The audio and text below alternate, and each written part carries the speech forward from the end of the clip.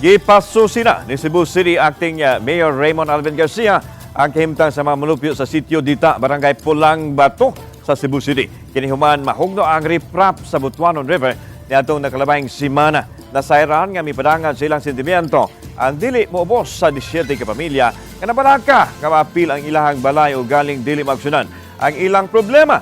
Gipadangat na nila kini sa DPWH ug sa DPW aron apan wa pa kunoy aksyon hangtod karon. Samtang ipinayag ni Konsehal Joel Garganera, ang chairman sa Committee on Environment, nga usa sa nakaingon sa pagkahugno sa riprap ang pag-count sa sapa. Iginakda sila ang makig-alayon sa DPWH mahitungod sa problema. I will check on that. I'm suggesting to the mayor that ordering perhaps DPWH to make a periodic check into the state of the kaning ilang mga riprap.